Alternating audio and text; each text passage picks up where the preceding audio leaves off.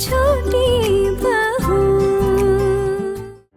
अगर वो सच्चे दिल से माफी नहीं मांगते हैं ना, तो इस बार वो मुझे पक्का खो देंगे।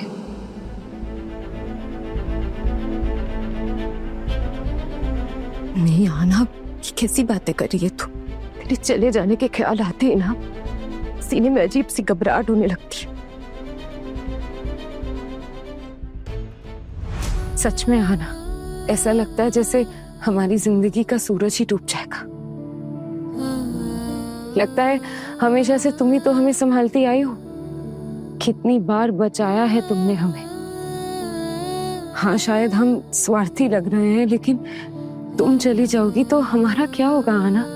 तुम ही तो हमारा भरोसा हो।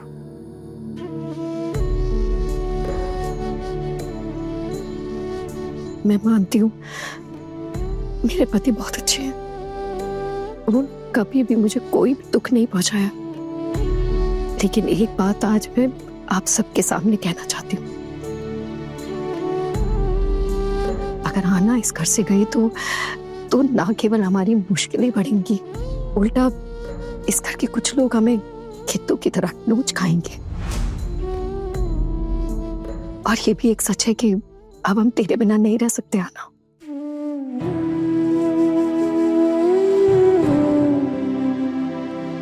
अरे क्यों? आप लोगों के पास तो मूर्तियों के कारखाने की जिम्मेदारी है ना, और वो प्रोजेक्ट तो मेरे हाथ में ही है, तो मैं तो आप लोगों से मिलने आऊंगी ना। तू तो ऐसे कह रही जैसे अभी के अभी जा रही है। मैं ना अपने बेटे से माफी मंगवा कर रहूंगी। मैं तुझे अब अपने आप से और इस घर से दूर नहीं होने दे सकती। माँ एक बात कहूं, माफी ना इंसान खुद दिल से मांगता है, जबरदस्ती किसी से माफी नहीं मंगवाई जा सकती। और अगर कोई जबरदस्ती माफी मांग रहा है ना, तो इसका मतलब ये है कि वो माफी दिल से नहीं मांग रहा है। हो सकता है जबरदस्ती माफी मांगे, लेकिन कल दिल से माफी मांगेगा वो तुझसे। चले जाना ना बहुत आसान होता है छोटी बहू। मेरे भी मन में कई बार ख्याल आया कि ये घर छोड़कर मैं चली जाऊं, लेकिन नहीं छोड़ पाई। हो सकता है आजकल के लड़कियों के लिए ये बहुत आसान हो, लेकिन छोड़ देना आसान है, इसीलिए छोड़ देना चाहिए क्या? अरे हमेशा बंद दरवाजों की तरफ ही देखना चाहिए, खुली हुई खिड़की की तरफ कभी नजर नहीं डालोगे तुम लोग। तू ये बात तो जानती है ना कि इस घर में तेरी जितनी बेइज्जती हुई है, उससे कई ज्यादा सम्मान मिला है तुझे। इस घर में कई लोग हैं जो तुझसे नफरत करते हैं, लेकिन कई लोग ऐसे भी हैं जो तुझ पर जान न्यौछावर करते हैं। क्या उनके प्यार की कोई कदर नहीं है तेरे दिल में? बस बेइज्जती के बदले का एहसास ही सब कुछ है तेरे लिए।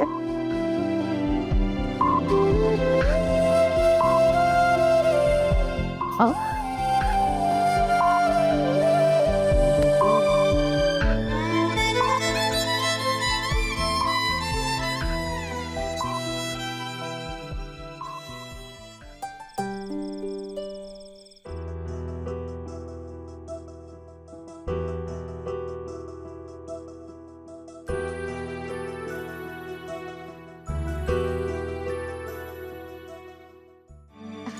अरे आइए आइए बहन जी, कैसी है आप? हाँ, आपके रिश्तेदार और पड़ोसी भी नहीं आए? रिश्तेदार और पड़ोसी कैसे ही आते? आप लोगों ने ढंग से किसी को न्योता ही नहीं दिया। हम माँ और बेटी अकेले हैं, तो आपको लगा होगा कि इनके साथ कौन ही आएगा, इसलिए मैंने भी किसी को नहीं बुलाया।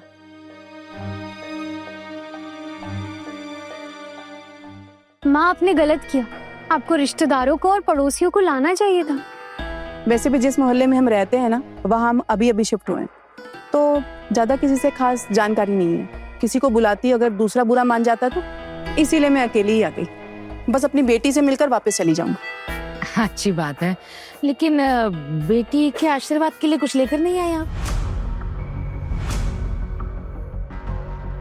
हाँ, बेटी की सुहागरात पर मायके से शगुन आता है ना। हाँ हाँ लाई हूँ ना, मेरे घर जो काम करता है ना उसी के पास है। बस वो कार से सामान लेकर ही आता होगा। अपनी बेटी और दामाद के लिए कपड़े लाई हूँ।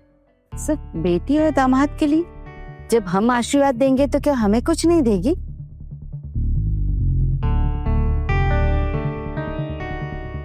आशीर्वाद तो आपका बेटा भी लेगा ना माँ। पहले आप बताइए, आप मेरी माँ को क्या देने वाली है?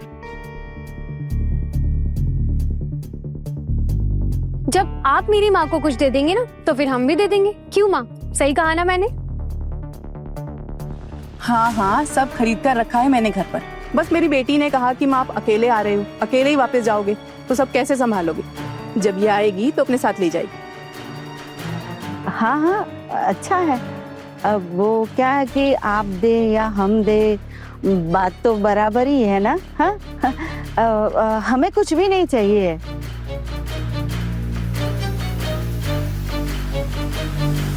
वैसे भी आपकी बेटी ने खर्चा कम थोड़ी ना करवाया है। हाँ, होटल से खाना मंगवाया, बहुत खर्चा हो गया है। वैसे भी इसने कपड़े गहने सब खरीदवाया हमसे।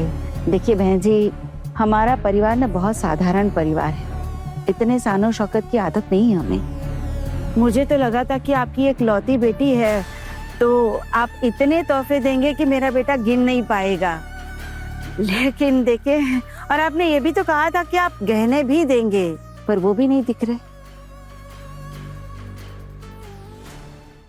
दिख जाएंगे, पर यहाँ से नहीं तो कहीं और से आ जाएंगे, लेकिन आएंगे जरूर। आप ना चिंता मत कीजिए।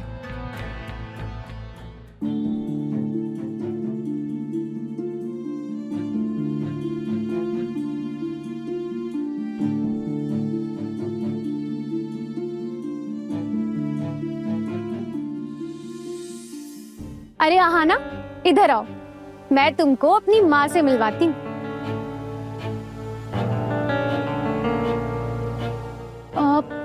मेज दीदी नहीं आई?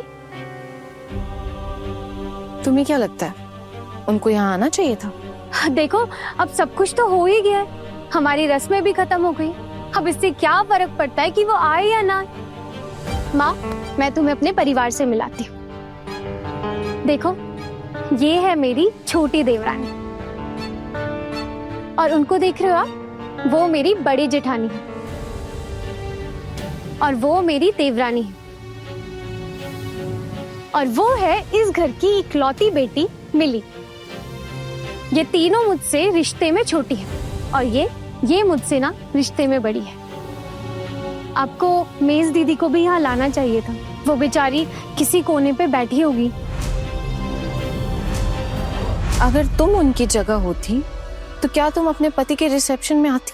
कानूनन तो वो उनके पति नहीं रहे, और हाँ, अगर मुझे ऐसा मौका मिलता तो मैं जरूर आती। जिस पति ने मेरी कभी इज्जत नहीं करी, मुझे कभी जरूरी नहीं समझा, मुझसे कभी प्यार नहीं किया, उस पति को छोड़ने में क्या दुख होना।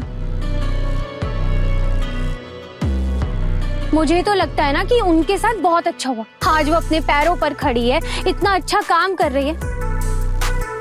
लेकिन मुझे तो लगता है ना कि मैं यहाँ पर आकर फंस गई। मतलब मैं तो अपने पति को अच्छे से जान ही नहीं पाई।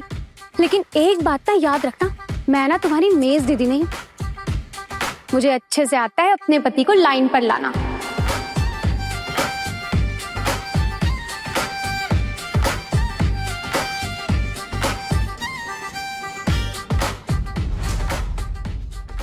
बड़े घर की छोटी बहू, शाम 9:30 बजे दंगल टीवी पर।